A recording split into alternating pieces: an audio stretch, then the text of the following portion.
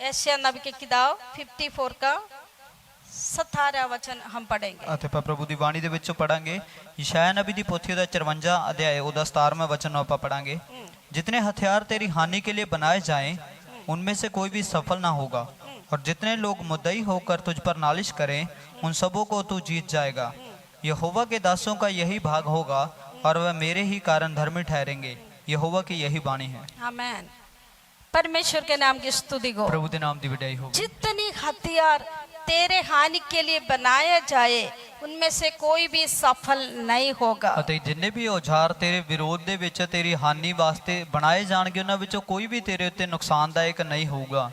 इसके अर्थ हम ये पता लगते हैं, ਇਹਦੇ ਵਿੱਚੋਂ ਆਪਾਂ ਨੂੰ ਇਹਦਾ ਭਾਵ ਇਹ ਪਤਾ ਲੱਗਦਾ ਹੈ शैतान पूरे जिंदगी में हमारा खिलाफ कहीं ना कहीं हथियार बनाते रहेंगे। ਅਤੇ ਸ਼ੈਤਾਨ ਜੋ ਹੈ ਸਾਰੀ ਉਮਰ ਤੇ ਪੂਰੀ ਜ਼ਿੰਦਗੀ ਸਾਡੇ ਵਿਰੋਧ ਦੇ ਵਿੱਚ ਕਿਤੇ ਨਾ ਕਿਤੇ ਕੋਈ ਨਾ ਕੋਈ ਹਥਿਆਰ ਔਜ਼ਾਰ ਬਣਾਉਂਦਾ ਹੀ ਰਹੇਗਾ। आपके खिलाफ आपसे छोड़ के गया हुआ शैतान मसीह में आप आने के पगले, आज हम मसीह में हैं, उसके पगले कहीं ना कहीं शैतान आपके जीवन में थे, ये सच्चाई है। ਅਤੇ ਜਦੋਂ ਤੁਸੀਂ ਮਸੀਹ ਦੇ ਵਿੱਚ ਨਹੀਂ ਸੀ ਤਾਂ ਉਸ ਵੇਲੇ ਤੁਹਾਡੀ ਜ਼ਿੰਦਗੀ ਦੇ ਵਿੱਚ ਜਿਹੜਾ ਇੱਕ ਸ਼ੈਤਾਨ ਦੀ ਆਤਮਾ ਕੰਮ ਕਰਦੀ ਸੀ ਅਤੇ ਉਹ ਸ਼ੈਤਾਨ ਤੁਹਾਨੂੰ ਮਸੀਹ 'ਚ ਆਉਣ ਤੋਂ ਬਾਅਦ ਛੱਡ ਕੇ ਗਿਆ। ਪਰ ਇੱਕ ਸੱਚਾਈ ਇਹ ਹੈ ਕਿ ਮਸੀਹ 'ਚ ਆਉਣ ਤੋਂ ਪਹਿਲਾਂ ਸ਼ੈਤਾਨ ਦੀ ਰੂਹ ਤੁਹਾਡੀ ਜ਼ਿੰਦਗੀਆਂ 'ਚ ਕੰਮ ਕਰਦੀ ਸੀ। पूरा जिंदगी में आपके खिलाफ हथियार बनाते रहेंगे आपको गिराने के लिए। ਅਤੇ ਉਹ ਜੀਵਨ ਭਰ ਤੁਹਾਨੂੰ ਸਿੱਟਣ ਵਾਸਤੇ ਆਪਦੇ ਹਥਿਆਰਾਂ ਨੂੰ ਬਣਾਉਂਦਾ ਰਹੂ ਤਾਂ ਕਿ ਤੁਹਾਡੇ ਵਿਰੋਧ ਦੇ ਵਿੱਚ ਤਾਂ ਕਿ ਤੁਸੀਂ ਕਿਸੇ ਵੀ ਤਰੀਕੇ ਨਾਲ ਤੁਹਾਨੂੰ ਸਿੱਟ ਲਵੇ। वचन कहते हैं ਬਾਈਬਲ 'ਚ ਲਿਖਿਆ ਹੈ कोई हथियार तेरे खिलाफ जो बनाएंगे वो कभी सफल नहीं होगा। ਤੇ ਜਿੰਨੇ ਵੀ ਔਜ਼ਾਰ ਤੇਰੇ ਵਿਰੋਧ ਦੇ ਵਿੱਚ ਬਣਾਏ ਜਾਣਗੇ ਉਹਨਾਂ ਵਿੱਚੋਂ ਕੋਈ ਵੀ ਸਫਲਤਾਪੂਰਵਕ ਨਹੀਂ ਪੂਰਾ ਹੋਏਗਾ। बनाए जाएंगे लेकिन सफल नहीं होगा, ये एक छोटी बात नहीं है। ਅਤੇ ਬਣਾਏ ਤਾਂ ਜਾਣਗੇ ਪਰ ਉਹਨਾਂ ਵਿੱਚੋਂ ਕੋਈ ਵੀ ਸਫਲ ਨਹੀਂ ਹੋਊਗਾ। ਇਹ ਇੱਕ ਨਿੱਕੀ ਜੀ ਗੱਲ ਨਹੀਂ ਹੈ। सफल नहीं होना है उसके लिए आपने क्या करना है? ਤੇ ਉਹ ਤੁਹਾਡੀ ਜ਼ਿੰਦਗੀ ਦੇ ਵਿੱਚ ਨੁਕਸਾਨਦਾਇਕ ਨਾ ਹੋਵੇ, ਸਫਲ ਨਾ ਹੋਵੇ, ਇਹਦੇ ਲਈ ਤੁਸੀਂ ਕੀ ਕਰਨਾ ਹੈ? इसके अर्थ आप जो कुछ बोलेगा, आप जो कुछ सोचेगा, ये सब कुछ जीत जाएगा, ये नहीं है इसके अर्थ। ਅਤੇ ਤੁਸੀਂ ਇਹਦਾ ਭਾਵ ਇਹ ਨਹੀਂ ਕਿ ਤੁਸੀਂ ਜੋ ਵੀ ਸੋਚੋਗੇ, ਜੋ ਵੀ ਤੁਸੀਂ ਕਹੋਗੇ ਉਹ ਸਭ ਪੂਰਾ ਹੋ ਜਾਊਗਾ, ਉਹਦੇ ਨਾਲ ਤੁਸੀਂ ਜਿੱਤ ਜਾਓਗੇ। ਇਹਦਾ ਭਾਵ ਇਹ ਨਹੀਂ ਹੈ। ये भी नहीं, आप प्रार्थना में आप अपनी इच्छा के अनुसार जो कुछ मांगते हैं वो सब कुछ मिलते रहेंगे, ये भी नहीं है इसके ਅਤੇ ਇਹਦਾ ਮਤਲਬ ਇਹ ਵੀ ਨਹੀਂ ਹੈ ਕਿ ਤੁਸੀਂ ਦੁਆ ਦੇ ਵਿੱਚ ਜੋ ਆਪਦੀ ਮਰਜ਼ੀ, ਆਪਦੀ ਲਾਲਸਾਵਾਂ ਦੇ ਨਾਲ ਮੰਗਦੇ ਰਹੋਗੇ ਤਾਂ ਤੁਹਾਨੂੰ ਪੂਰਾ ਹੁੰਦਾ ਰਹੂਗਾ, ਮਿਲਦਾ ਰਹੂ। ਇਹਦਾ ਭਾਵ ਇਹ ਨਹੀਂ ਹੈ। हथियार क्या है हमने पगले सीखना है। ਅਤੇ ਸਭ ਤੋਂ ਪਹਿਲਾਂ ਆਪਾਂ ਇਹ ਗੱਲ ਸਿੱਖਣੀ ਕਿ ਔਜ਼ਾਰ ਜਾਂ ਹਥਿਆਰ ਕੀ ਚੀਜ਼ ਹੈ। इफिसी 6:10 में पौलुस ने हथियार के बारे में हमें सिखाते हैं। ਅਫਸੀਆਂ ਦੇ ਪੱਤਰ ਉਹਦਾ 6 ਅਧਿਆਇ ਉਹਦਾ 10ਵੇਂ ਵਚਨ ਤੋਂ ਅੱਗੇ ਦੇ ਵਚਨਾਂ ਦੇ ਵਿੱਚ ਪੌਲੁਸ ਜੋ ਔਜ਼ਾਰਾਂ ਦੇ ਬਾਰੇ, ਹਥਿਆਰਾਂ ਬਾਰੇ ਸਿੱਖਿਆ ਦਿੰਦਾ ਹੈ। लिखा है प्रभु में उसकी शक्ति के प्रभाव में तुम बलवंत बनो, शैतान के सारे युक्तियों को, शैतान के सारे हथियारों को सामने करने के लिए परमेश्वर की सामर्थ्य को तुम बल को तुम पाओ। ਅਤੇ ਲਿਖਿਆ ਹੋਇਆ ਕਿ ਮੁੱਕਦੀ ਗੱਲ ਪ੍ਰਭੂ ਵਿੱਚ, ਪ੍ਰਭੂ ਦੀ ਸ਼ਕਤੀ ਦੇ ਪ੍ਰਭਾਵ ਦੇ ਵਿੱਚ ਬਲਵੰਤ, ਤਕੜੇ ਅਤੇ ਵਾਧੇ ਚਾਓ। ਅਤੇ ਉਸ ਤੋਂ ਬਾਅਦ ਲਿਖਿਆ ਹੋਇਆਗਾ ਕਿ ਤਾਂ ਕਿ ਤੁਸੀਂ ਪਰਮੇਸ਼ਰ ਦੇ ਸਾਰੇ ਹਥਿਆਰਾਂ ਨੂੰ ਪਹਿਨ ਲਓ ਤਾਂ ਕਿ ਤੁਸੀਂ ਸ਼ੈਤਾਨ ਦਾ ਤੇ ਉਹਦੀ ਯੁਕਤੀਆਂ ਦਾ, ਉਹਦੇ ਬਣਾਏ ਵਿਉਂਤਾਂ ਦਾ ਤੁਸੀਂ ਸਾਹਮਣਾ ਕਰ ਸਕੋ। आप लोग यशायाह नबी के किताब से अभी इस वचन जोड़कर पढ़ के देख ले। ਅਤੇ ਉਸ ਵਚਨ ਨੂੰ ਇਸ ਯਸ਼ਾਇਆ ਦੀ ਪੋਥੀ ਦੇ ਵਿੱਚ ਲਿਖੇ ਹੋਏ ਵਚਨ ਦੇ ਨਾਲ ਦੋਵੇਂ ਮਿਲਾ ਕੇ ਪੜ੍ਹ ਕੇ ਦੇਖੋ। तेरे खिलाफ उठने वाला कोई हथियार कामयाबी नहीं होगा।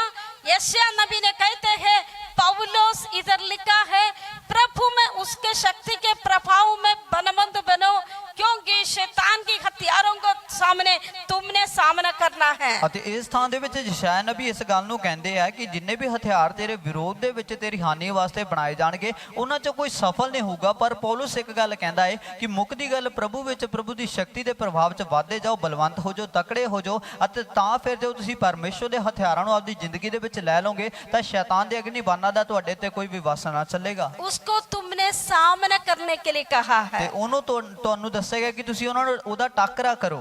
फिर उसकी भेद भी पौलुस कहते ਤਾਂ हैं, ਫਿਰ ਉਹਦੀ ਰਹੱਸਮਈ ਗੱਲ ਵੀ ਪੌਲੁਸ ਇਦਾਂ ਕਹਿੰਦਾ हमारा ਹੈ। हथियार, हमारा जो युद्ध है शारीरिक नहीं है। ਅਤੇ ਪੌਲੁਸ ਇਹ ਗੱਲ ਦੱਸ ਦਿੰਦਾ ਸਾਨੂੰ ਕਿ ਸਾਡੀ ਜਿਹੜੀ ਲੜਾਈ ਹੈ ਉਹ ਕੋਈ ਦੇਹਿਕ ਲੜਾਈ ਨਹੀਂ ਹੈ ਤੇ ਸਾਡੇ ਜਿਹੜੇ ਔਜ਼ਾਰ ਹੈ ਉਹ ਵੀ ਦੇਹਿਕ ਨਹੀਂ ਹੈ। कहा पढ़ेंगे वचन 6 का 10 निकाले, ਆਪਸੀਆਂ ਦੀ ਪੱਤਰੀ ਉਹਦਾ 6 ਅਧਿਆਇ ਦਾ 10ਵੇਂ ਵਚਨ ਨੂੰ उसका ਆਪਾਂ 13वां ਪੜਾਂਗੇ। वचन पढ़े। इसलिए परमेश्वर के सारे हथियार बांध लो कि तुम बुरे दिन का सामना कर सको। हमें एक मिनट, शैतान के हथियार तेरे खिलाफ है बना रहे, लेकिन वो तुझ पर कामयाबी ना हो जाए इसलिए तुमने परमेश्वर के हथियार को पगले पहनने पड़ेगा। ਅਤੇ ਸ਼ੈਤਾਨ ਤੁਹਾਡੇ ਵਿਰੋਧ ਦੇ ਵਿੱਚ ਤੁਹਾਡੀ ਹਾਨੀ ਕਰਨ ਦੇ ਲਈ ਜਾਂ ਤੁਹਾਡੇ ਨੁਕਸਾਨ ਦੇਣ ਦੇ ਲਈ ਜੋ ਔਜ਼ਾਰ ਬਣਾ ਰਿਹਾ ਹੈ ਉਹਨਾਂ ਔਜ਼ਾਰਾਂ ਦਾ ਤੁਹਾਡੇ ਤੇ ਕੋਈ ਵੀ ਨੁਕਸਾਨ ਜਾਂ ਵਸ ਨਾ ਚੱਲੇ ਉਹਦੇ ਲਈ ਤੁਹਾਨੂੰ ਪਰਮੇਸ਼ਵਰ ਦੇ ਹਥਿਆਰ ਪਹਿਲਾਂ ਪਾਉਣੇ ਪੈਣਗੇ। हाँ, नीचे पढ़े। और सब कुछ पूरा करके स्थिर रह सको, इसलिए सत्य से अपने कमर कसकर और धार्मिकता की झिलम पहनकर परमेश्वर के सारे हथियार बांध लो कि तुम शैतान की युक्तियों के सामने खड़े रह सको, क्योंकि हमारा यह मलयुद्ध लहू और मांस से नहीं। हमारे मल्ल युद्ध हथियार कहाँ इस्तेमाल करते हैं? युद्ध में इस्तेमाल करते ਅਤੇ हैं। ਸਾਡੀ ਜਿਹੜੀ ਲੜਾਈ ਹੈਗੀ ਉਸ ਲੜਾਈ ਜੋ ਕਿੱਥੇ ਹੈ ਜਾਂ ਫਿਰ ਜਿਹੜੇ ਔਜ਼ਾਰ ਹਥਿਆਰ ਵਰਤੇ ਜਾਂਦੇ ਉਹ ਲੜਾਈ ਦੇ ਵਿੱਚ ਵਰਤੇ ਜਾਂਦੇ ਆ। लिखा है हमारा मल्ल युद्ध में किसके साथ हम लड़ना है? ਤੇ ਲਿਖਿਆ ਹੋਇਆ ਕਿ ਸਾਡੀ ਜਿਹੜੀ ਲੜਾਈ ਹੈ ਉਹ ਕਿਹਦੇ ਨਾਲ ਹੈ। पढ़ेंगे। क्योंकि हमारा यह मलयुद्ध लहू और मांस से नहीं परंतु प्रधानों से और अधिकारियों से और इस संसार के अंधकार के हाकिमों से और उस दुष्टता की आत्मिक सेनाओं से है जो आकाश में है। हमारे खिलाफ शैतान ने बड़ी बड़ी हथियारों को इस्तेमाल कर रहे हैं। ਅਤੇ ਸਾਡੇ ਵਿਰੋਧ ਦੇ ਵਿੱਚ ਸ਼ੈਤਾਨ ਵੱਡੇ ਵੱਡੇ ਔਜ਼ਾਰਾਂ ਦਾ ਵਰਤੋਂ ਵਿੱਚ ਲੈ ਕੇ ਆ ਰਿਹਾ ਹੈ। हमारे शरीर पर हमें चिढ़ा रहे हैं एक्चुअली शैतान। ਅਤੇ ਸਾਡੀ ਦੇਹ ਨੂੰ ਦਿਖਾ ਕੇ ਤੇ ਸਾਨੂੰ ਦੇਹ ਦੇ ਦੁਆਰਾ ਸਾਨੂੰ ਚਿੜਾਉਂਦਾ ਪਿਆ ਹੈ ਸ਼ੈਤਾਨ। आपकी स्वभाव के अनुसार शैतान आपको चिढ़ाते ਅਤੇ रहेंगे। ਤੁਹਾਡੇ ਸੁਭਾਅ ਦੇ ਮੁਤਾबिक ਸ਼ੈਤਾਨ ਤੁਹਾਨੂੰ ਹਮੇਸ਼ਾ ਚਿੜਾਉਂਦਾ ਰਹੇਗਾ। आपको गुस्सा वाले है तो गुस्सा के अनुसार शैतान चिढ़ाते ਤੇ रहेंगे। ਜੇ ਤੁਸੀਂ ਬਹੁਤਾ ਗੁੱਸਾ ਕਰਨ ਵਾਲੇ ਹੋ ਤਾਂ ਫਿਰ ਗੁੱਸਾ ਜਿਹੜਾ ਕੇ ਤੁਹਾਨੂੰ ਚਿੜਾਉਂਦਾ यदि ਰਹੇਗਾ। पत्रोस जैसे आपको स्वभाव है एकदम खत्म उड़ाने वाले, वही शैतान तेरे को पूरा जिंदगी चिढ़ाते रहेंगे। ਅਤੇ ਜੇ ਪਤਰਸ ਵਾਲਾ ਸੁਭਾਅ ਹੈ ਕਿ ਅਚਾਨਕ ਇੱਕਦਮ ਕਦਮ ਚੱਕਣ ਵਾਲਾ ਤਾਂ ਉਸੇ ਤਰੀਕੇ ਦੇ ਨਾਲ ਸ਼ੈਤਾਨ ਤੁਹਾਨੂੰ ਵਰਤਦਾ ਰਹੇਗਾ ਤੇ ਉਦਾਂ ਹੀ ਚਿੜਾਉਂਦਾ ਰਹੇਗਾ। शैतान बोल रहे मैं तुझे कभी नहीं त्यागूंगी। 2 घंटे के पहले शैतान ने पत्रोस ने इनकार करके दिखाया। ਅਤੇ ਪਤਰਸ ਪਹਿਲਾਂ ਕਹਿੰਦਾ ਕਿਉਂਕਿ ਪ੍ਰਭੂ ਮੈਂ ਤੈਨੂੰ ਕਦੇ ਵੀ ਨਹੀਂ ਛੱਡਦਾ, ਪਰ ਉਸੇ ਤੋਂ ਬਾਅਦ ਥੋੜੇ ਸਮੇਂ ਬਾਅਦ ਹੀ ਪਤਰਸ ਇਦਾਂ ਕਹਿੰਦਾਗਾ ਕਿ ਮੈਂ ਤਾਂ ਤੈਨੂੰ ਜਾਣਦਾ ਵੀ ਨਹੀਂ। एकदम समुद्र पर छलांग मारने के बाद मैं अभी गिर जाऊं बोल के रोने वाला एक पत्रोस का स्वभाव। ਅਤੇ ਇੱਕੋ ਦਮ ਪਾਣੀ ਉੱਤੇ ਤੁਰਨ ਤੋਂ ਬਾਅਦ ਫਿਰ ਸੋਚਿਆ ਕਿ ਜੇ ਮੈਂ ਡਿੱਗ ਪਊਂਗਾ ਤਾਂ ਫਿਰ ਮੈਂ ਡੁੱਬ ਜਾਊਂਗਾ। ਇਦਾਂ ਦੀ ਸੋਚ ਨੂੰ ਇੱਕੋ ਦਮ ਬਦਲਣ ਵਾਲਾ ਇੱਕ ਮਨੁੱਖ ਸੀ ਪਤਰਸ। शैतान की हथियार तेरे जीवन को चिढ़ा रहे हैं। ਅਤੇ ਸ਼ੈਤਾਨ ਦੇ ਜਿਹੜੇ ਹਥਿਆਰ ਆ ਉਹ ਤੁਹਾਡੀ ਜ਼ਿੰਦਗੀ ਦੇ ਵਿੱਚ ਚਿੜਚਿੜਾਪਨ ਲੈ ਕੇ ਆ ਰਹੇ, ਤੁਹਾਨੂੰ ਚਿੜਾ ਰਹੇ ਨੇ ਉਹ। तो हमने क्या इसके साथ हमने क्या करना है? ਤਾਂ ਫਿਰ ਆਪਾਂ ਉਹਦੇ ਲਈ ਕੀ ਕਰਨਾ ਹੈ? इधर लिखा है ਇੱਥੇ ਲਿਖਿਆ ਹੈ तेरे हथियार शारीरिक नहीं है। ਤੁਹਾਡੇ ਜਿਹੜੇ हथियार ਹੈ ਉਹ ਦੇਹਿਕ नहीं है। मतलब तेरे शरीर पर तू सोच रहे कोई भी बात हो जाता है जिंदगी में, परिवार में, व्यक्तिगत जीवन पर किसी परिस्थिति हो जाती है, उस परिस्थिति को मैंने क्या सोच रही हूँ, मैं कैसे कदम उठा रही हूँ, मैं कैसे इस बातों को मेरे अंदर ले रही हूँ, ये बातों में आपने सोचना अभी मैं शारीरिक हूँ और मैं आत्माओं में हूँ। ਅਤੇ ਜਦੋਂ ਵੀ ਸਾਡੀ ਜ਼ਿੰਦਗੀ ਦੇ ਵਿੱਚ ਜਾਂ ਸਾਡੇ ਪਰਿਵਾਰਿਕ ਜੀਵਨ ਦੇ ਵਿੱਚ ਜਾਂ ਸਾਡੀ ਕਿਤੇ ਵੀ ਕੁਝ ਵੀ ਸਾਡੇ ਜੀਵਨ ਦੇ ਵਿੱਚ ਹੁੰਦਾ ਹੈ ਤਾਂ ਆਪਾਂ ਉਸ ਗੱਲ ਨੂੰ ਦੇਖਣਾ, ਉਸ ਵਿਚਾਰ ਨੂੰ ਸੋਚਣਾਗਾ ਕਿ ਹਾਂ ਮੈਂ ਇਸ ਨੂੰ ਕਿਸ ਨਜ਼ਰੀਏ ਦੇ ਨਾਲ ਦੇਖ ਰਿਹਾ, ਕਿ ਮੈਂ ਆਤਮਿਕਤਾ ਦੇ ਵਿੱਚ ਜਾਂ ਰੂਹਾਨੀਪਨ ਦੇ ਵਿੱਚ ਵੇਖ ਰਿਹਾ ਜਾਂ ਮੈਂ ਦੇਹਿਕ ਪੱਖੋਂ ਇਸ ਗੱਲਾਂ ਨੂੰ ਦੇਖ ਰਿਹਾ।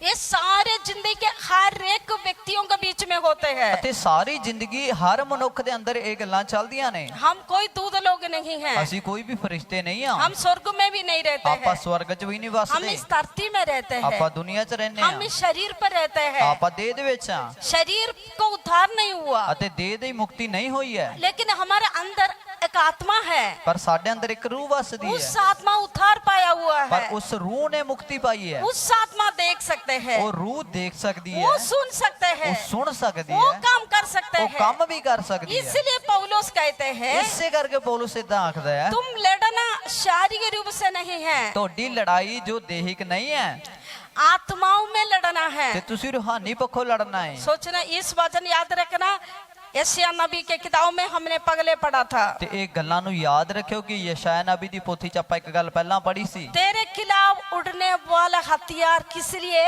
तुझे गिराने के लिए। ਅਤੇ ਤੁਹਾਡੇ ਵਿਰੋਧ ਚ ਉੱਠਣ ਵਾਲੇ ਜਿਹੜੇ ਹਥਿਆਰ ਇਸ ਕਰਕੇ ਨੇ ਤੁਹਾਨੂੰ ਸਿੱਟਣ ਵਾਸਤੇ, ਤੁਹਾਡੀ ਹਾਨੀ ਕਰਨ ਵਾਸਤੇ।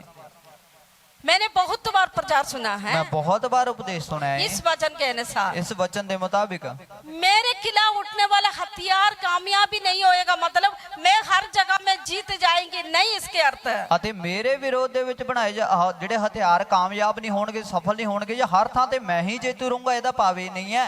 तेरी अंदर की शरीर नहीं जीतना, यही लिखा है। ਅਤੇ ਤੁਹਾਡੇ ਉੱਤੇ ਜਿਹੜਾ ਤੁਹਾਡਾ ਸਰੀਰ ਹੈ ਉਹਨੇ ਤੁਹਾਡੇ ਉੱਤੇ ਜਿੱਤ ਨਹੀਂ ਪਾਣੀ, ਇਹ ਲਿਖਿਆ ਹੋਇਆ ਹੈ। इसके लिए दाऊद ने एक अच्छी वचन लिखा है, ये हर दिन आप लोग ये वचन बोल के प्रार्थना करना। ਅਤੇ ਦਾਊਦ ਨੇ ਉਹਦੇ ਵਾਸਤੇ ਇੱਕ ਬਹੁਤ ਹੀ ਸੋਹਣਾ ਵਚਨ ਕਿਹਾ ਹੋਇਆ। ਉਸ ਵਚਨ ਨੂੰ ਤੁਸੀਂ ਹਰ ਰੋਜ਼ ਦੁਆ ਦੇ ਵਿੱਚ ਵੀ ਤੁਸੀਂ ਯਾਦ ਰੱਖਣਾ ਤੇ ਆਪਣੀ ਜ਼ਿੰਦਗੀ ਦੇ ਵਿੱਚ ਹਰ ਰੋਜ਼ ਉਸ ਨੂੰ ਪੜ੍ਹਨਾ, ਉਸ ਨੂੰ ਅਧਿਐਨ ਕਰਨਾ ਤੇ ਆਪਣੇ ਜੀਵਨ 'ਚ ਲਾਗੂ ਕਰਨਾ ਹੈ। पढ़ेंगे 143 भजन संहिता उसका 10वां वचन पढ़ेंगे। ਅਤੇ ਜ਼ਬੂਰ 143 ਉਹਦਾ 10 ਵਚਨ ਆਪਾਂ ਪੜਾਂਗੇ। मुझको यह सिखा कि मैं तेरी इच्छा को कैसे पूरी करूं, क्योंकि मेरा परमेश्वर तू ही है। तेरा भला आत्मा मुझको धर्म के मार्ग में ले चले। आमीन। परमेश्वर के नाम की स्तुति हो, प्रभु दे नाम दी वटाई होवे। तेरे भले आत्मा मुझे धर्म के मार्ग में ले चले। ਅਤੇ ਤੇਰਾ ਜੋ ਭਲਾ ਆਤਮਾ ਤੇ ਤੇਰਾ ਬਹੁਤ ਹੀ ਵਧੀਆ ਆਤਮਾ ਮੈਨੂੰ ਧਾਰਮਿਕਤਾ ਦੇ ਰਾਹਾਂ ਦੇ ਵਿੱਚ ਲੈ ਚੱਲੇ।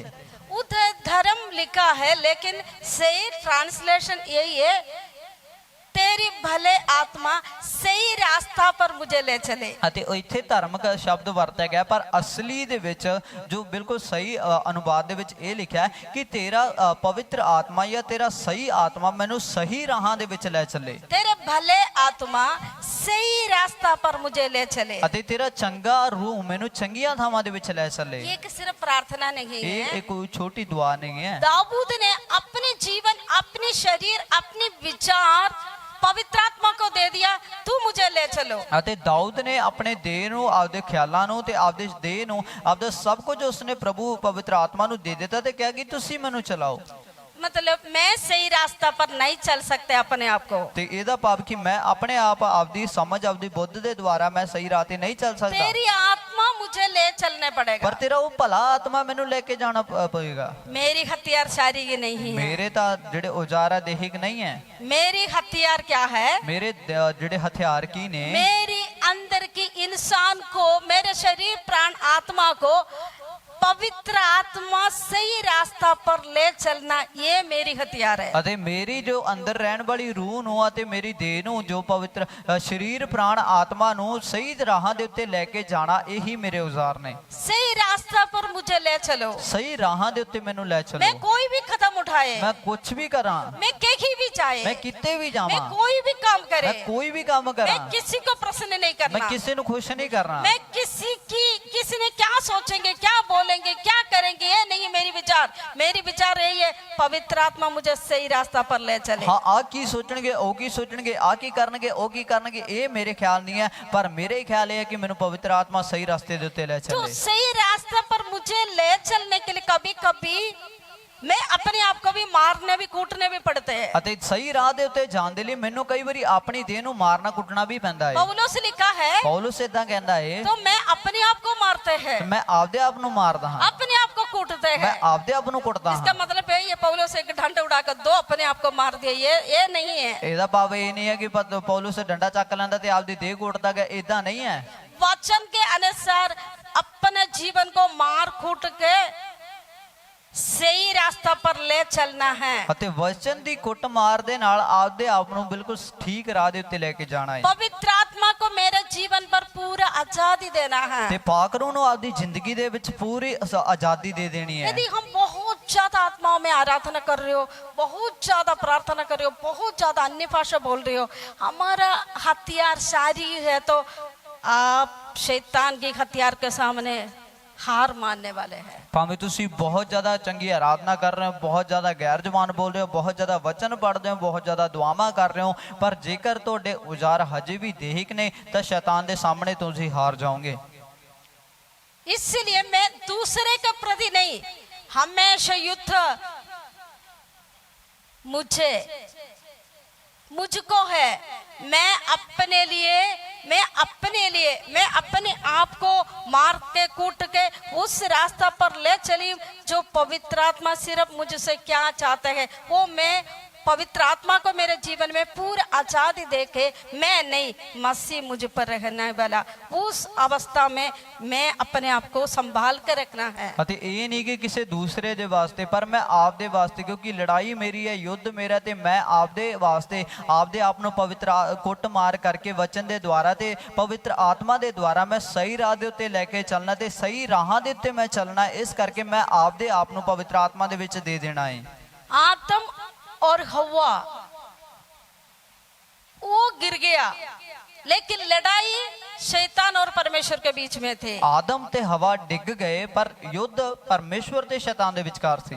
अय्यूब नबी को इतनी ज्यादा दुख उठाने पड़ा, लेकिन लड़ाई शैतान और परमेश्वर के बीच में है। ਅਯੂਬ ਨਬੀ ਨੂੰ ਇੰਨੇ ਦੁੱਖ ਸਹਿਣੇ ਪਏ, ਇੰਨੇ ਦੁੱਖ ਝੱਲਣੇ ਪਏ, ਪਰ ਜਿਹੜੀ ਲੜਾਈ ਸੀਗੀ ਉਹ ਪਰਮੇਸ਼ਵਰ ਤੇ ਸ਼ੈਤਾਨ ਦੇ ਵਿਚਕਾਰ ਚੱਲ ਰਹੀ ਸੀ। हमेशा आप बीच में हैं शैतान और आत्मा, शैतानी आत्मा और परम आत्मा के साथ लड़ाई चलते हैं। ਅਤੇ ਸਦਾ ਤੁਸੀਂ ਵਿਚਕਾਰ ਖੜੇ ਹੋਵੋਗੇ ਤੇ ਪਰਮੇਸ਼ਵਰ ਦੇ ਪਵਿੱਤਰ ਆਤਮਾ ਦੀ ਅਤੇ ਸ਼ੈਤਾਨ ਦੀ ਰੂਹ ਦੀ, ਸ਼ੈਤਾਨੀ ਰੂਹ ਦੀ, ਦੋਵਾਂ ਦੀ ਆਪਸੀ ਯੁੱਧ ਚੱਲਦਾ ਹੋਊਗਾ। ਤੁਸੀਂ ਵਿਚਕਾਰ ਖੜੇ ਹੋਵੋਗੇ।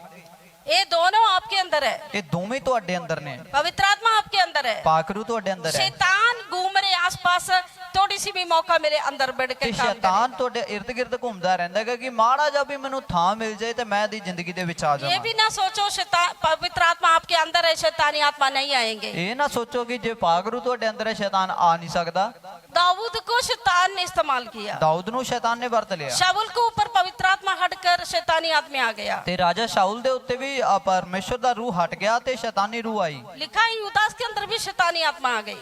ਲਿਖਿਆ ਹੋਇਆ ਯਹੂਦਾ ਦੇ ਅੰਦਰ ਵੀ ਸ਼ੈਤਾਨੀ ਰੂਹ ਬੜੀ। तो शैतानी आत्मा यीशु मसीह के चेले है यूदा, ਅਤੇ ਯਹੂਦਾ ਜੋ ਹੈ ਉਹ ਯीशु मसीह ਦਾ ਸ਼ਾगिर्द ਹੈ। तो किसी के ऊपर भी शैतान आ सकते हैं। ਤਾਂ ਸ਼ੈਤਾਨ ਕਿਸੇ ਦੇ ਉੱਤੇ ਵੀ ਆ ਸਕਦਾ ਹੈ। जो पवित्र आत्मा में चलने वाले व्यक्ति शरीर के अनुसार गिर जाते, तभी उस पर शैतान अटैक करके अपने काम के लिए इस्तेमाल करके परमेश्वर को मजाक उड़ाते हैं। ਅਤੇ ਫਿਰ ਜਿਹੜਾ ਰੂਹ ਦੇ ਵਿੱਚ ਚੱਲਣ ਵਾਲਾ ਬੰਦਾ ਜਦੋਂ ਆਪਦੀ ਮਰਜ਼ੀ ਦੇ ਮੁਤਾਬਿਕ ਆਪਦੀ ਦੇਹ ਦੀਆਂ ਲਾਲਸਾਵਾਂ ਨੂੰ ਪੂਰਾ ਕਰਦਾ ਹੈ ਤਾਂ ਸ਼ੈਤਾਨ ਉਹਦੀ ਜ਼ਿੰਦਗੀ ਦੇ ਵਿੱਚ ਆ ਜਾਂਦਾ, ਫਿਰ ਉਸ ਨੂੰ ਆਪਦੇ ਹਿਸਾਬ ਦੇ ਨਾਲ ਉਹ ਵਰਤਦਾ, ਤਾਂ ਫਿਰ ਸਾਹਮਣੇ ਖੜਾ ਹੋ ਕੇ ਪਰਮੇਸ਼ਰ ਦਾ ਮਖੌਲ ਉਡਾਉਂਦਾ ਹੈ। कभी कभी हमें लगेंगे हम हार जा रहे हैं, ਕਦੇ ਕਦੇ ਸਾਨੂੰ ਲੱਗੂ ਯਾਰ ਅਸੀਂ ਤਾਂ ਹਾਰ ਜਾ ਰਹੇ ਹਾਂ। यदि पवित्र आत्मा तुझे ले चल रहे हो, कभी भी तू हार रहा नहीं, अब तुम जीत रहे हैं। ਤੇ ਜੇ ਤੁਹਾਨੂੰ ਪਾਕਰੂ ਚਲਾ ਰਿਹਾ ਤਾਂ ਤੁਹਾਨੂੰ ਕਦੇ ਵੀ ਹਾਰ ਦਾ ਸਾਹਮਣਾ ਨਹੀਂ ਕਰਨਾ ਪਊਗਾ, ਤੁਸੀਂ ਸਦਾ ਜਿੱਤਦੇ ਜਾਓਗੇ। कितने लोगों मैंने जो बोल रहे समझ आ रहे ਕਿੰਨੇ हैं। ਜਣਿਆਂ ਨੂੰ ਜੋ ਕਹਿ ਰਿਹਾ ਸਮਝ ਆ ਰਿਹਾ ਹੈ। सबसे बड़ी बात है आप लोग वचन को समझना है। ਸਭ ਤੋਂ ਵੱਡੀ ਗੱਲ ਹੈ ਤੁਸੀਂ ਵਚਨ ਨੂੰ ਸਮਝਣਾ बहुत ਹੈ। दुखी की बात है, कलीसिया में लोग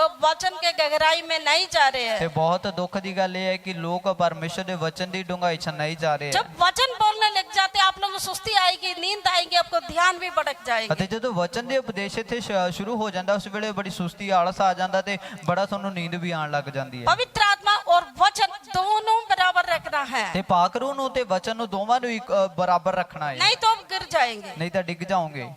कितनी आत्माओं में कितनी ऊंचे अपने गया, लेकिन शैतान को गिराने के लिए 2 मिनट चाहिए। ਅਤੇ ਜਿੰਨੇ ਮਰਜ਼ੀ ਤੁਸੀਂ ਰੂਹ ਦੇ ਵਿੱਚ ਅੱਗੇ ਵੱਧ ਚੁੱਕੇ, ਪਰ ਜੇ ਸ਼ੈਤਾਨ ਨੇ ਤੁਹਾਨੂੰ ਸਿੱਟਣਾ ਉਹਨੂੰ 2 ਮਿੰਟ ਚਾਹੀਦੇ ਆ। वचन आपके जीवन पर कार्य करे, ਤੇ ਵਚਨ ਤੁਹਾਡੀ ਜ਼ਿੰਦਗੀ 'ਚ ਕੰਮ ਕਰੇ। आप गिरना नहीं, इसलिए वचन आपको दिया गया ਤੇ है। ਤੁਸੀਂ ਡਿੱਗੋ ਨਾ, ਤੁਹਾਨੂੰ ਸੰਭਾਲਣ ਵਾਸਤੇ ਤੁਹਾਡਾ ਵਚਨ ਦਿੱਤਾ ਗਿਆ ਹੈ। वचन आपसे कहते हैं ਵਚਨ ਤੋਂ ਨਹੀਂ ਤਾਂ ਕਹਿੰਦਾ ਹੈ शैतान हथियार तेरे खिलाफ बना रहे हैं। ਸ਼ੈਤਾਨ ਜੋ ਹੈ ਹਥਿਆਰ ਤੁਹਾਡੇ ਵਿਰੋਧ 'ਚ ਬਣਾਉਂਦਾ ਰਹੇਗਾ। किसी रूप के किसी जगह में किसी पोजीशन में आम विश्वासियों, बड़ी सिस्टरों, शैतान किसी को भी इस्तेमाल कर सकता ਅਤੇ है। ਕਿਸੇ ਵੀ ਰੂਪ ਦੇ ਵਿੱਚ ਕਿਸੇ ਵੀ ਥਾਂ ਦੇ ਵਿੱਚੋਂ ਕਿਤੋਂ ਵੀ ਚੱਕ ਕੇ, ਭਾਵੇਂ ਉਹ ਆਮ ਜਿਹਾ ਵਿਸ਼ਵਾਸੀ ਹੈ, ਭਾਵੇਂ ਕਿੱਡੀ ਵੀ ਵੱਡੀ ਜੋ ਸਿਸਟਰ ਕਿਉਂ ਨਾ, ਉਹਨੂੰ ਵੀ ਸ਼ੈਤਾਨ ਵਰਤ ਸਕਦਾ ਹੈ।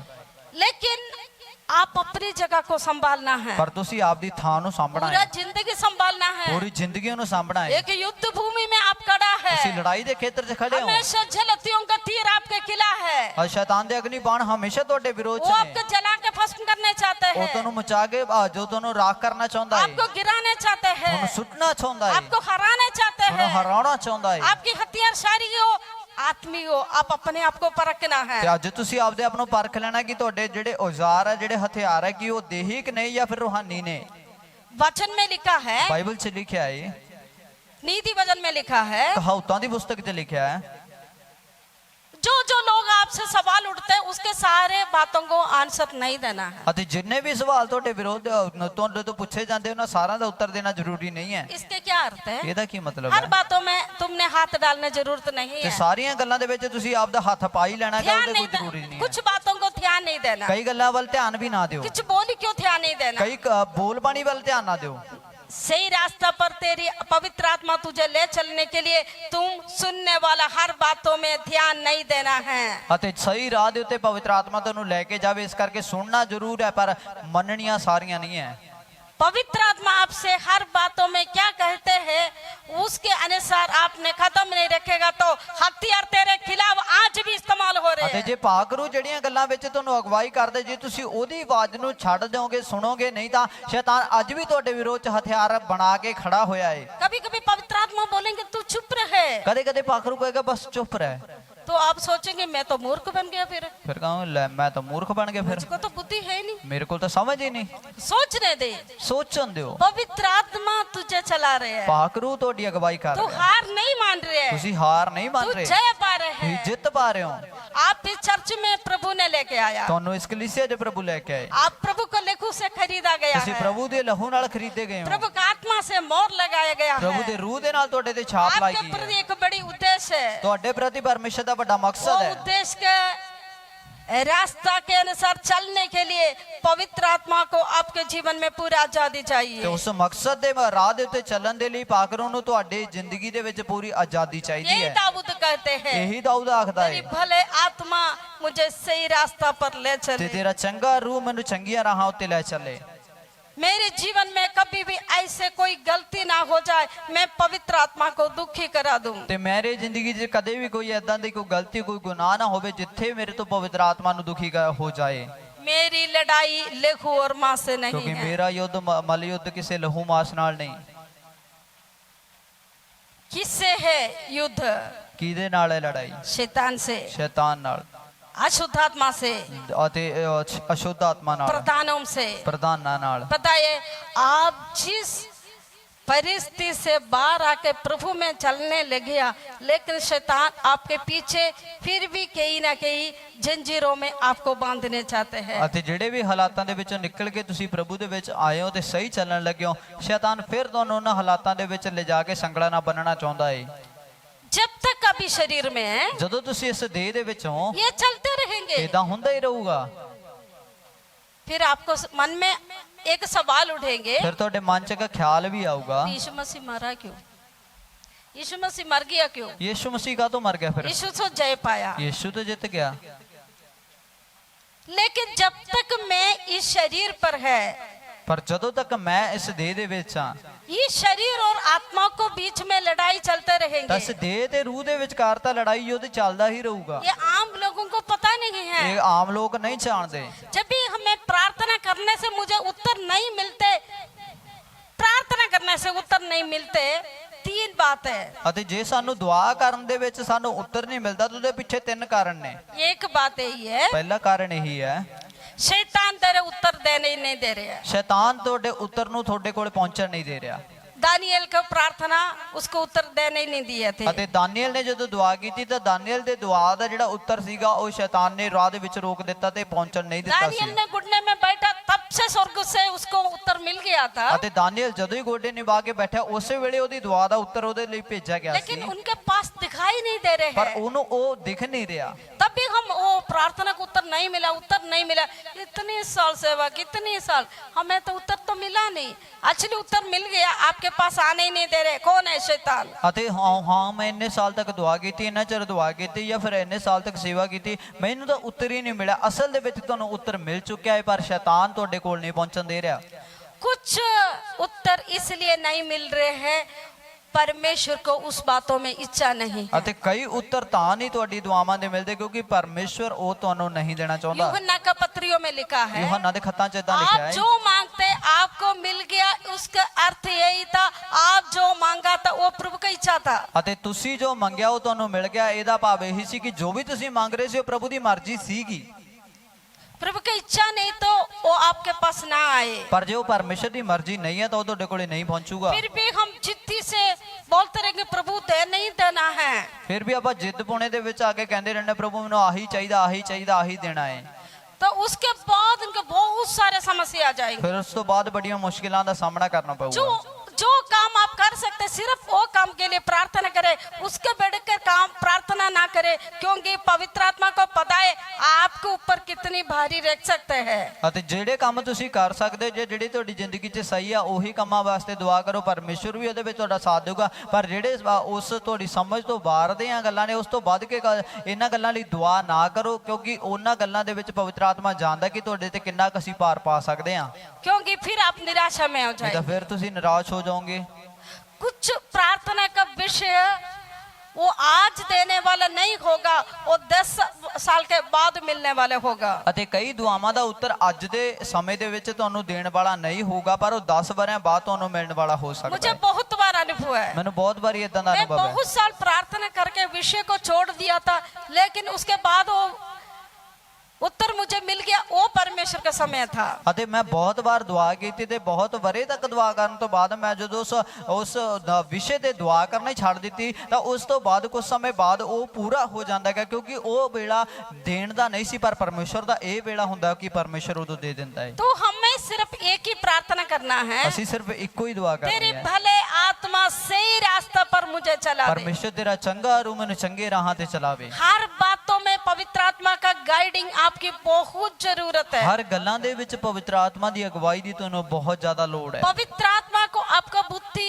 विचार सब कुछ पवित्र आत्मा के सामने समर्पण करना ਤੇ है। ਤੁਸੀਂ ਆਪਣੀ ਜ਼ਿੰਦਗੀ ਨੂੰ, ਆਪਦੇ ਬੁੱਧ ਨੂੰ, ਆਪਦੀ ਸਮਝ ਨੂੰ, ਆਪਦੇ ਖਿਆਲਾਂ ਨੂੰ, ਆਪਦਾ ਸਭ ਕੁਝ ਪ੍ਰਭੂ ਦੇ ਸਾਹਮਣੇ ਅਰਪਣ ਕਰਨਾ ਹੈ। तभी पवित्र आत्मा आपको चलाने शुरू हो ਮੇਰੀ जाए, ਪਵਿੱਤਰ ਆਤਮਾ ਤੁਹਾਨੂੰ ਤੋੜਨਾ ਸ਼ੁਰੂ ਕਰੇਗਾ। नहीं तो फिर हमारे जीवन में बहुत सारे गिरावट हो ਨਹੀਂ जाएगी। ਤਾਂ ਸਾਡੀ ਜ਼ਿੰਦਗੀ 'ਚ ਬਹੁਤ ਸਾਰੇ ਠੇਡਾ ਖਾਣ ਦਾ ਤੇ ਡਿੱਗਣ ਦਾ ਅਨੁਭਵ ਆਏਗਾ। जहाँ परमेश्वर ने आपको मार्क देना था उधर सारे जीरो बन ਅਤੇ जाएंगे। ਜਿੱਥੇ ਪਰਮੇਸ਼ਰ ਨੇ ਤੁਹਾਨੂੰ ਨੰਬਰ ਦੇਣੇ ਸੀ, ਤੁਹਾਨੂੰ ਸਹੀ ਠਹਿਰਾਉਣਾ ਸੀ, ਉਸ ਥਾਂ ਦੇ ਵਿੱਚ ਤੁਹਾਡੇ ਲਈ ਜ਼ੀਰੋ ਪਾਈ ਜਾਏਗੀ।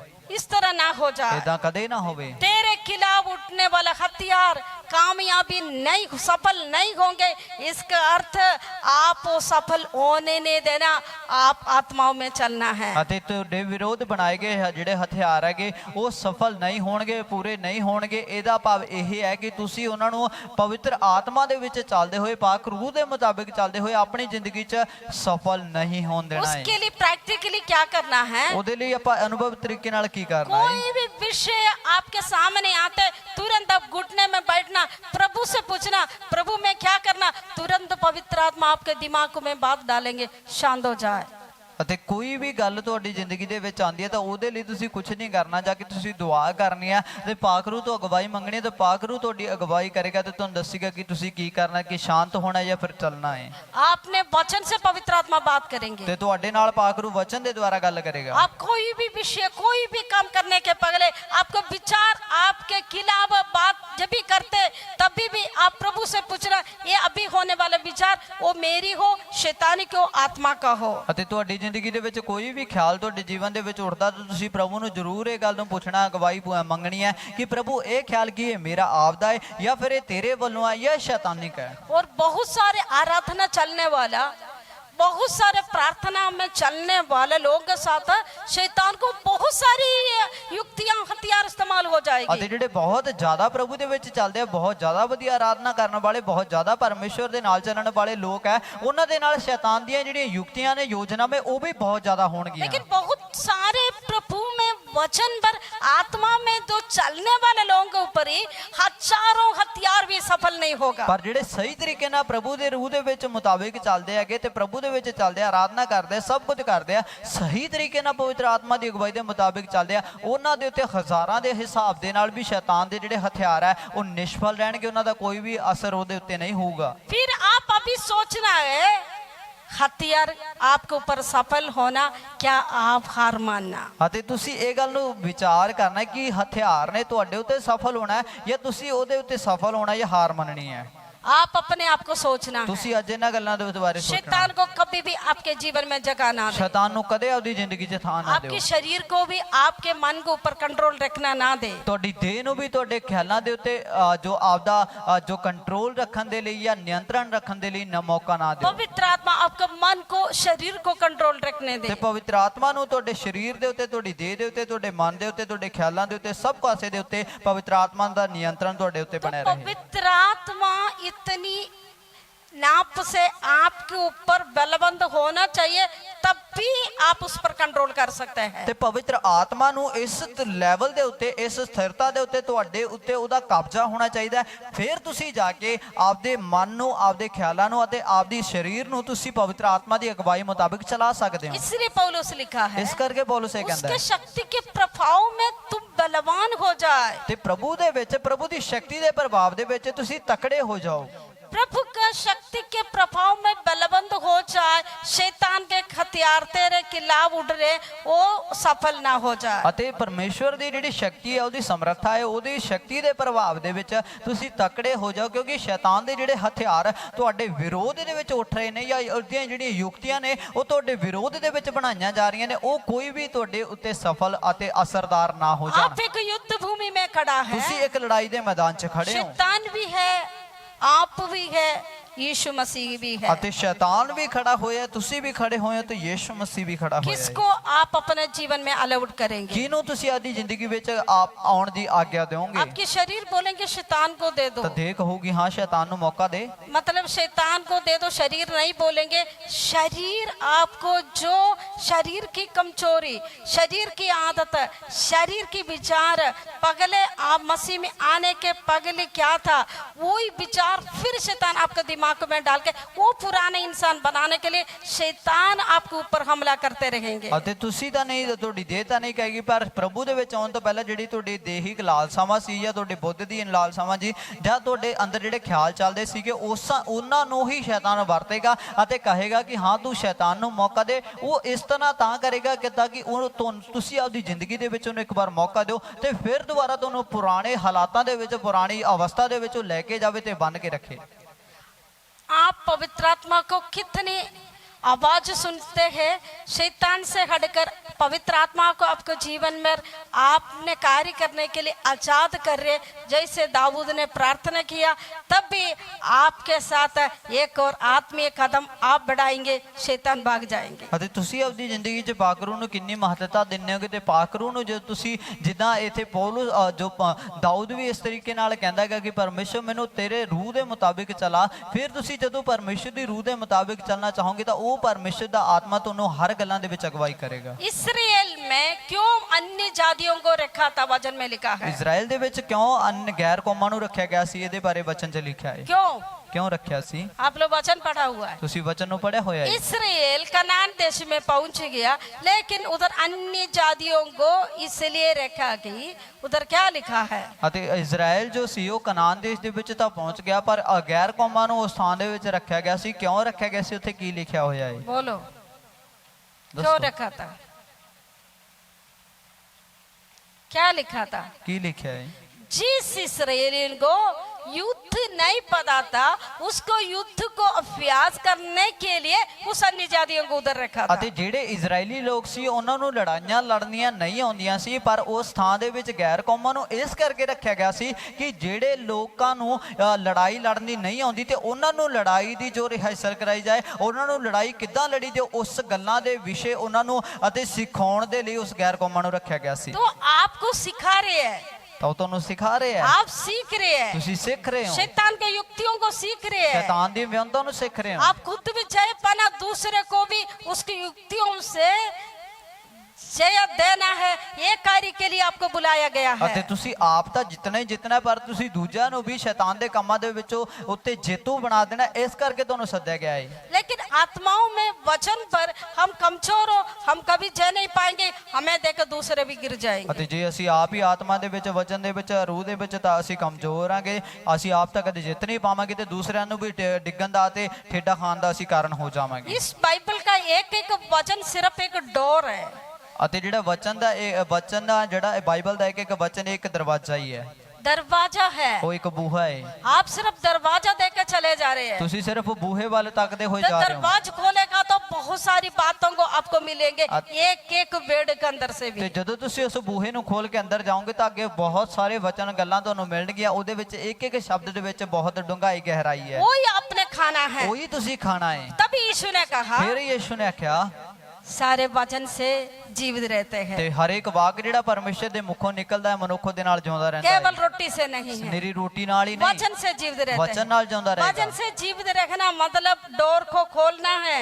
ਵਚਨ ਦੇ ਮੁਤਾਬਿਕ ਜਿੰਦੇ ਰਹਿਣਾ ਮਤਲਬ ਵਚਨ ਨਾਲ ਜਿਉਂਦੇ ਰਹਿਣ ਦਾ ਭਾਵ ਇਹ ਹੈ ਕਿ ਤੁਸੀਂ ਉਸ ਦਰਵਾਜ਼ੇ ਨੂੰ ਬੂਹੇ ਨੂੰ ਖੋਲ ਦੇਣਾ ये ਹੈ। कैसे खोल सकते हैं? ਇਹਨੂੰ ਕਿੱਦਾਂ ਖੋਲ ਸਕਦੇ ਹਾਂ? आत्माओं में वचन पढ़ना है। ਰੂਹ ਦੇ ਵਿੱਚ ਤੁਸੀਂ ਵਚਨ ਪੜ੍ਹਨਾ ਹੈ। पवित्र आत्मा जब आपसे कहते हैं किस किताब बोलते हैं, किस चैप्टर बोलते हैं, वो खोल के पढ़ना है, उसके अंदर ही जाना। तभी पवित्र आत्मा आपसे कुछ गहराई के बातों को करके आपके अंदर भरने चाहते हैं, आप बलवान हो जाए ताकि शैतान की युक्तियों को आप सामना कर सकते। ਅਤੇ ਪਵਿੱਤਰ ਆਤਮਾ ਤੁਹਾਨੂੰ ਜਿਹੜੇ ਵੀ ਅਧਿਆਇ ਦੇ ਬਾਰੇ, ਜਿਹੜੀ ਵੀ ਕਿਤਾਬ ਦੇ ਬਾਰੇ ਜਾਂ ਜਿਹੜੇ ਵੀ ਵਚਨ ਦੇ ਬਾਰੇ ਤੁਹਾਨੂੰ ਅਗਵਾਈ ਦਿੰਦਾ, ਤੁਸੀਂ ਉਸ ਵਚਨ ਨੂੰ, ਉਸ ਜੋ ਅਧਿਆਇ ਨੂੰ ਤੇ ਉਸ ਕਿਤਾਬ ਨੂੰ ਪੜ੍ਹ ਲੈਣਾ ਹੈ ਤੇ ਉਹਦੇ ਵਿੱਚੋਂ ਪਵਿੱਤਰ ਆਤਮਾ ਤੁਹਾਡੇ ਨਾਲ ਗੱਲਾਂ ਕਰੂਗਾ ਅਤੇ ਫਿਰ ਤੁਸੀਂ ਉਹ ਸ਼ੈਤਾਨ ਦੇ ਟਾਕਰਾ ਕਰਨ ਦੇ ਯੋਗ ਬਣ ਜਾਓਗੇ। मसीह में चलने वाला कोई भी व्यक्ति को पवित्र आत्मा कहीं ना कहीं वचन देने के बिना उनके जीवन पर परेशानी नहीं आते हैं। ਅਤੇ ਜਦੋਂ ਮਸੀਹ ਦੇ ਵਿੱਚ ਚੱਲਣ ਵਾਲਾ ਕੋਈ ਵੀ ਕਿਉਂ ਨਾ, ਪਵਿੱਤਰ ਆਤਮਾ ਉਹਨਾਂ ਨੂੰ ਵਚਨ ਤੋਂ ਦਿੱਤੇ ਜੋ ਵਚਨ ਤੋਂ ਸੂਚਨਾ ਦਿੱਤੇ ਬਿਨਾਂ ਉਹਨੇ ਜ਼ਿੰਦਗੀ 'ਚ ਕੋਈ ਮੁਸ਼ਕਲ ਨਹੀਂ ਆਉਂਦੀ ਹੈ। तो वचन के अंदर जाके मैं अभी किस प्रॉब्लम में खड़े हो जाएंगे, वो कैसे मैंने सामना करना, सब कुछ उस वचन के अंदर पवित्र आत्मा आपको सिखाने चाहते हैं, लेकिन आप सीख नहीं पा रहे, आप डोर को खोला नहीं। ਅਤੇ ਵਚਨ ਦੇ ਵਿੱਚ ਜਾ ਕੇ ਤੁਸੀਂ ਕਿਹੜੀ ਕਿਹੜੀ ਮੁਸ਼ਕਿਲਾਂ ਦਾ ਸਾਹਮਣਾ ਕਰਨ ਜਾ ਰਹੇ ਹੋ, ਤੁਸੀਂ ਉਹਨਾਂ ਦੇ ਵਿੱਚੋਂ ਕਿਵੇਂ ਬਾਹਰ ਆਉਣਾ, ਉਹ ਸਾਰੀਆਂ ਗੱਲਾਂ ਨੂੰ ਪਵਿੱਤਰ ਆਤਮਾ ਤੁਹਾਨੂੰ ਸਿਖਾਉਣਾ ਚਾਹੁੰਦਾ ਹੈ ਤੇ ਤੁਹਾਨੂੰ ਸਿਖਾਉਣ ਵੀ ਜਾ ਰਿਹਾ ਹੈ, ਪਰ ਤੁਸੀਂ ਹਜੇ ਤੱਕ ਬੂਹੇ ਨੂੰ ਖੋਲਿਆ ਨਹੀਂ, ਉੱਥੇ ਬੂਹੇ ਦੇ ਅੱਗੇ ਖੜੇ ਹੋ। शैतान की युक्ति को सामना करने के लिए एक ही हथियार है, वचन है। ਅਤੇ ਸ਼ੈਤਾਨ ਦੀਆਂ ਵਿਉਂਤਾਂ ਨੂੰ ਟਾਕਰਾ ਕਰਨ ਦੇ ਲਈ ਇੱਕੋ ਹੀ ਹਥਿਆਰ ਸਾਡੇ ਹੱਥ ਦੇ ਵਿੱਚ ਆ, ਉਹ ਪਰਮੇਸ਼ਰ ਦੀ ਬਾਣੀ ਹੈ। वचन से जीवित रहना। ਬਾਣੀ ਮੁਤਾਬਿਕ ਜਿੰਦੇ ਰਹਿਣਾ। वचन क्या कहा था? ਵਚਨ ਨੇ ਕੀ ਆਖਿਆ? वचन के अंदर ही क्या लिखा था? आज मेरे लिए, ਤੇ ਵਚਨ ਦੇ ਵਿੱਚ ਕੀ ਲਿਖਿਆ? ਅੱਜ ਮੇਰੇ ਵਾਸਤੇ। आज मेरे जीवन में होने वाले समस्या को सामने करने के लिए जो वचन पवित्र आत्मा मुझे देने चाहते थे, वो मैंने सीखना है, उसको मैंने सामना करना, तब आप जीत जाएंगे। ਅਤੇ ਮੇਰੇ ਵਿੱਚ ਅੱਜ ਜਿਹੜੀ ਮੇਰੀ ਜ਼ਿੰਦਗੀ 'ਚ ਆਉਣ ਵਾਲੀ ਮੁਸ਼ਕਿਲ ਦੇ ਬਾਰੇ ਪਹਿਲੇ ਵਚਨ ਦੇ ਵਿੱਚੋਂ ਮੈਂ ਉਹਨਾਂ ਗੱਲਾਂ ਨੂੰ ਸਿੱਖ ਲੈਣਾ ਤੇ ਵਚਨ ਦੇ ਵਿੱਚੋਂ ਮੈਂ ਉਹਨਾਂ ਮੁਸ਼ਕਿਲਾਂ ਦਾ ਪਤਾ ਕਰਨਾ ਤੇ ਉਹਦੇ ਵਿੱਚੋਂ ਕਿਵੇਂ ਬਾਹਰ ਆਉਣਾ ਤੇ ਇਹਨਾਂ ਗੱਲਾਂ ਨੂੰ ਜਦੋਂ ਅਸੀਂ ਸਿੱਖ ਜਾਵਾਂਗੇ ਤਾਂ ਫਿਰ ਅਸੀਂ ਸੱਚਮੁੱਚ ਜਿੱਤ ਜਾਵਾਂਗੇ। नहीं तो हमने सिर्फ आत्मीय बचपने में रहेंगे। ਨਹੀਂ ਤਾਂ ਅਸੀਂ ਰੂਹਾਨੀ ਬਚਪਨੇ ਦੇ ਵਿੱਚ ਘੁੰਮ ਰਹੇ ਹਾਂ। आत्मीय बचपना होते हैं, ਰੂਹਾਨੀ ਬਚਪਨ ਵੀ ਹੁੰਦਾ ਹੈ, कुछ भी नहीं पता लगता है। ਕੁਛ ਵੀ ਨਹੀਂ ਪੱਲੇ ਪੈਂਦਾ। एक मार दिया गिर गया। ਇੱਕ ਮਾਰੇ ਠੀਕ ਡਿੱਗ ਪਏ। कोई भी काम करे, ਕੋਈ ਵੀ ਕੰਮ ਕਰੋ, कुछ भी करते रहेंगे। ਕੁਝ ਵੀ ਬੋਲਦੇ ਰਹੋ। छोटा छोटा बच्चे लोग हमें पता है, ਨਿੱਕੇ ਨਿੱਕੇ ਨਿਆਣਿਆਂ ਬਾਰੇ ਆਪਾਂ ਜਾਣਦੇ ਹਾਂ। कभी इधर उल्टी करते हैं, ਕਦੇ ਇੱਥੇ ਉਲਟ कभी ਕਰਦੇ उधर ਆ, बाथरूम करते ਕਿਤੇ हैं। ਇੱਥੇ ਪਿਸ਼ਾਬ ਕਰਦੇ ਆ। क्यों ऐसे करते ਕਿਉਂ हैं? ਇਦਾਂ ਕਰਦੇ ਆ? बचपना है, ਕਿਉਂਕਿ ਨਿਆਣਪੁਣਾ ਹੈ। उनको पता नहीं कब कहाँ क्या करना, क्या बोलना। ਉਹਨਾਂ ਨੂੰ ਨਹੀਂ ਪਤਾ ਕਿ ਕਿੱਥੇ ਕੀ ਕਰਨਾ ਤੇ ਕਿੱਥੇ ਕੀ ਕਹਿ ਦੇਣਾ ਹੈ। बचपना में चल रहे ਉਹ हैं। ਨਿਆਣਪੁਣੇ 'ਚ ਚੱਲਦੇ तो ਨੇ। वचन के अनुसार मैं मजबूत हो गए, वचन के अनुसार मैं बढ़ने से मैं जो जगह क्या करना, क्या बोलना, कैसे कदम उड़ना, कैसे आत्माओं में चलना, सब हम सीख जाएंगी, क्योंकि वचन मुझे सिखाएंगे। ਤੇ ਵਚਨ ਦੇ ਮੁਤਾਬਿਕ ਜਦੋਂ ਆਪਾਂ ਚੱਲਾਂਗੇ ਤਾਂ ਫਿਰ ਆਪਾਂ ਸਿੱਖ ਜਾਵਾਂਗੇ ਕਿ ਹਾਂ ਮੈਂ ਕਿੱਥੇ ਕਿਹੜਾ ਕਦਮ ਚੱਕਣਾ, ਕਿੱਥੇ ਕੀ ਕਰਨਾ, ਵਚਨ ਦੇ ਵਿੱਚ ਕੀ ਲਿਖਿਆ ਹੋਇਆ ਹੈ, ਕਿੱਥੇ ਕੀ ਬੋਲਣਾ ਹੈ। ਸਾਰੀਆਂ ਗੱਲਾਂ ਜਦੋਂ ਆਪਾਂ ਵਚਨ ਦੇ ਵਿੱਚੋਂ ਵਚਨ ਨੂੰ ਪੜ੍ਹਦੇ ਹੋਏ, ਵਚਨ ਦੇ ਮੁਤਾਬਿਕ ਚੱਲਦੇ ਹੋਏ, ਵਚਨ ਦੇ ਵਿੱਚੋਂ ਸਿੱਖਾਂਗੇ, ਫਿਰ ਅਸੀਂ ਸੱਚਮੁੱਚ ਉਹਨਾਂ ਸਾਰੀਆਂ ਗੱਲਾਂ ਨੂੰ ਸਿੱਖ ਕੇ ਉਸ ਤੋਂ ਬਾਅਦ ਅਸੀਂ ਜਿੱਤ मतलब ਜਾਵਾਂਗੇ। आपके साथ चाहे शैतान करे, चाहे परिस्थिति करे, लोग करे, उसकी जिम्मेवारी आप हो। जय पाना आप है, किसी को अब शिकायत नहीं बोल सकते हैं। ਅਤੇ ਤੁਹਾਡੀ ਜ਼ਿੰਦਗੀ ਦੇ ਵਿੱਚ ਭਾਵੇਂ ਕੋਈ ਵੀ ਤੁਹਾਡੇ ਨਾਲ ਕੁਝ ਵੀ ਕਰੇ, ਭਾਵੇਂ ਸ਼ੈਤਾਨ ਹੈ, ਚਾਹੇ ਉਹ ਕੋਈ ਮਨੁੱਖ ਹੈ, ਭਾਵੇਂ ਸ਼ੈਤਾਨ ਹੈਗਾ, ਭਾਵੇਂ ਉਹਦੀਆਂ ਯੁਕਤੀਆਂ ਨੇ, ਕੁਝ ਵੀ ਹੋਵੇ, ਪਰ ਉਹਦੇ ਜਿੱਤਣ ਦੀ ਜ਼ਿੰਮੇਵਾਰੀ ਤੁਹਾਡੀ ਹੈ, ਕਿਉਂਕਿ ਤੁਸੀਂ ਵਚਨ ਦੇ ਮੁਤਾਬਿਕ ਚੱਲੋਗੇ ਤਾਂ ਤੁਸੀਂ ਜਿੱਤ ਸਕਦੇ ਹੋ। आप माइंड में वो कैसे ले रहे हैं, ਤੁਸੀਂ ਉਸ ਗੱਲ ਨੂੰ ਆਪਦੇ ਧਿਆਨ 'ਚ ਕਿੱਦਾਂ ਲੈਣੇ या ਹੋ? आत्माओं में ले रही हो ना शरीर पे ਤੇ ले रही ਤੁਸੀਂ ਜਾਂ ਰੂਹ ਦੇ ਵਿੱਚ ਲਾਓਗੇ ਜਾਂ ਫਿਰ ਦੇਹ ਦੇ ਮੁਤਾਬਿਕ हो? ਲਾਓਗੇ। लड़ाई तो हो जाएंगे, ਯੁੱਧ ਤਾਂ ਚੱਲੂਗਾ, आत्मा बोलेंगे नहीं करना, ਰੂਹ ਕਹੇਗੀ ਨਹੀਂ ਲੜਨਾ, शरीर बोलेंगे तो करना है करना है, ਤੇ ਕਹੂਗੀ ਤੂੰ ਹਾਂ ਇਹੀ ਕਰਨਾ, ਇਹੀ ਕਰਨਾ, तुमने ਇਹੀ कदम ਕਰਨਾ, उठाना है। ਤੂੰ ਇਹ ਕਦਮ ਚੱਕਣਾ ਹੀ आत्मा ਹੈ। बोलेंगे रूह कहू तू हार जाएंगे, तू हार जाएगा। एक हथियार है, एक हथियार है, समझो शैतान की युक्तियों शैतान को, दी युक्तियां नु समझ ले, कलीसिया शैतान के हर दावों को समझो, वो तुझे हरा नहीं पाए। ਅਤੇ ਸ਼ੈਤਾਨ ਦੀਆਂ ਹਰ ਇੱਕ ਯੁਕਤੀਆਂ ਨੂੰ ਸੰਗਤ ਸਮਝ ਜਾਓ ਕਿ ਉਹ ਤੁਹਾਨੂੰ ਹਰਾ ਨਾ ਸਕੇ। परमेश्वर के नाम की स्तुति ਪ੍ਰਭੂ को ਦੇ ਨਾਮ ਦੀ ਵਡਿਆਈ मैंने ਹੋਵੇ। जो वचन प्रचार किया कितने लोगों को समझ आ गया, ਜੋ ਵੀ ਇੱਥੇ ਉਪਦੇਸ਼ ਦਿੱਤਾ ਗਿਆ ਕਿੰਨੇ ਜਣਿਆਂ ਦੇ ਪੱਲੇ ਪਿਆ, कितने लोगों ने स्वीकार किया। ਕਿੰਨੇ ਜਣਿਆਂ ਨੇ ਇਸ ਨੂੰ ਮੰਨ ਲਿਆ।